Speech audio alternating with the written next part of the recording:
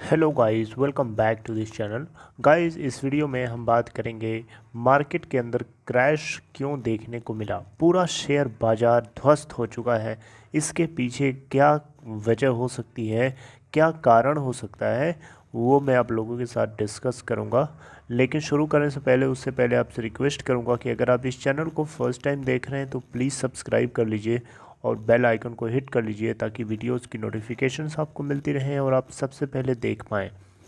तो guys, Nifty और Nifty bank दोनों के अंदर ज़बरदस्त गिरावट देखने को मिली। निफ्टी 50 के अंदर अगर आप देखें तो आज ये ओपन हुआ था 14,644.65 के ऊपर और लो हिट करता है 14,283.55 का और हाई है 14,652.5 का। अभी ये 14,325.45 के ऊपर ट्रेड हो रहा है, जो कि आप देख सकते हैं 509.40 डाउन है, यानी 3.40% डाउन ट्रेड हो रहा है। 1:05 का स्टेटस आप लोगों के साथ शेयर कर रहा हूँ। 12 अप्रैल 2021 यानी 12 अप्रैल 2021 के दिन का। निफ्टी बैंक की भी हालत कुछ बहुत ही ज़्यादा गंदी देखने को मिल रही है। यहाँ पे अगर आप देखें तो इसकी ओपन आज प्राइस थी, ओपन हुआ था 31,637.690 के ऊपर और 30,588.00 का लो हिट कर डालता है और 31,698.05 का हाई है। अभी ये 30,737.95 के ऊपर ट्रेड हो रहा है, जो कि 5.28% डाउन है, यानी 1713.90 पॉइंट डाउन है अपने प्रीवियस क्लोजिंग प्राइस 32,448.05 के रेस्पेक्ट में। अगर आपने नोटिस किया होगा तो मार्केट के अंदर गैप डाउन ओपनिंग हुई थी और ह्यूज गैप डाउन ओपनिंग हुई थी। थोड़ी बहुत छोटी मोटी गैप डाउन नहीं थी, बहुत ज़्यादा डाउन ओपन हुआ था पूरा मार्केट। और उसके पीछे क्या खबर हो सकती है उसको हम डिस्कस करेंगे। लेकिन सबसे पहले सेंसेक्स की क्या हालचाल है उसको भी देख लेते हैं। सेंसेक्स में भी ज़बरदस्त गिरावट देखने को मिल रही है। 48,956.65 की ओपन प्राइस के बाद 47,779.71 का लो हिट करता है और 48,956.65 का जो कि हाई है, जो कि उसका ओपन प्राइस। अगर हम देखें तो अभी ये 47,928.23 के ऊपर ट्रेड हो रहा है, जो कि 3.35% डाउन है अपने प्रीवियस क्लोजिंग प्राइस के रिस्पेक्ट में। 1:06 का स्टेटस। तो गाइज, अब एक क्वेश्चन उठता है कि इतनी ज़्यादा गिरावट क्यों है, आखिर क्या वजह हो सकती है इसके पीछे, क्या कारण हो सकता है, वही मैं आप लोगों के साथ डिस्कस करने की कोशिश करने जा रहा हूँ। तो गाइज देखिए, सबसे पहली खबर मैं आप लोगों के साथ डिस्कस करूंगा। वैसे तो मैंने आपसे 3 खबरों के लिए कहा है, लेकिन 3 खबरें देखते हैं। पहले सबसे नंबर 1 पे जो खबर है, कोरोना वायरस।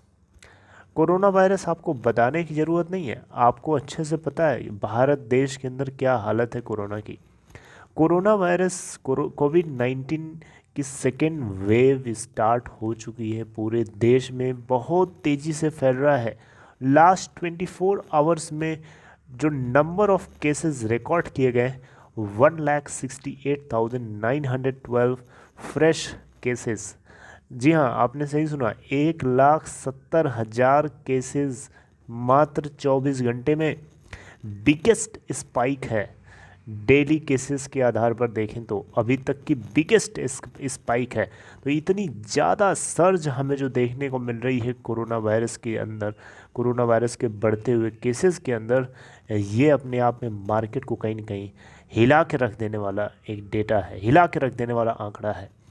और इसी बीच में महाराष्ट्र के अंदर लॉकडाउन जैसी सिचुएशन देखने को लोगों को महसूस हो रही है कि आने वाले कुछ दिनों में लॉकडाउन हो सकता है, और वो भी स्ट्रिक्टली लॉकडाउन हो सकता है, क्योंकि सबसे ज़्यादा cases Maharashtra, new Delhi, Punjab, UP, ये सारे जगहों पे, specially Maharashtra and new Delhi, ये दो फाइनेंशियल सिटीज़ हैं इंडिया की।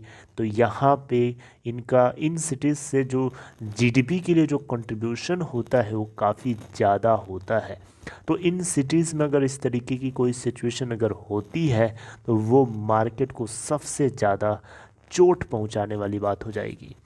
तो यहाँ आप देख सकते हैं महाराष्ट्र की अकेले की हम बात करें तो 14.5% का कंट्रीब्यूशन होता है देश के ओवरऑल जीडीपी के कंट्रीब्यूशन के लिए।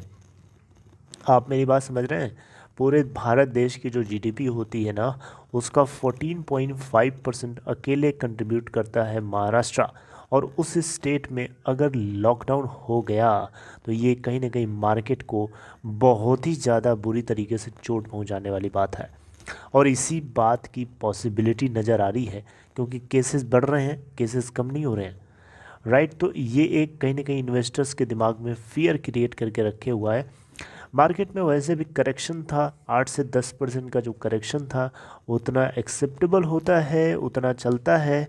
लेकिन अब 8 से 10-12% मार्केट ऑलरेडी गिर चुका था, उसके बाद फिर से 10% गिरेगा तो ये कहीं ना कहीं इन्वेस्टर्स को बिल्कुल भी ये जो है ये पसंद नहीं है। क्योंकि इसके पीछे कोई ना कोई एक्सटर्नल फैक्टर हो सकता है और वहाँ पे कोरोना वायरस जो है एक्सटर्नल फैक्टर के रूप में फिर से उभरता हुआ देखने को मिल रहा है, राइट। तो केसेस वर्सन दैन एक्सपेक्टेड, जितनी एक्सपेक्टेड थी उससे कहीं बहुत बुरा होने वाला है, राइट। तो अब देखते हैं कि इससे क्या जुड़ी हुई सिचुएशन आगे इमर्ज होती है। जो कुछ होगा आपको अपडेट किया जाएगा। अब गाइस पॉइंट नंबर 2 की मैं बात करूं तो यूएस ट्रेजरी बॉन्ड की बात करें तो देखिए ज़्यादा इसके अंदर राइज देखने को नहीं मिला है।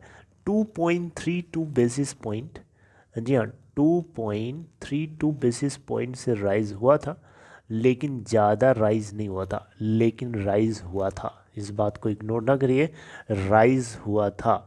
चाहे हम 10 ईयर ट्रेजरी बॉन्ड की बात करें, चाहे 30 ईयर ट्रेजरी बॉन्ड की बात करें, चाहे 5 ईयर की बात करें, चाहे 2 ईयर की बात करें, इनके अंदर राइज हुआ था और राइज होने वाला भी होगा।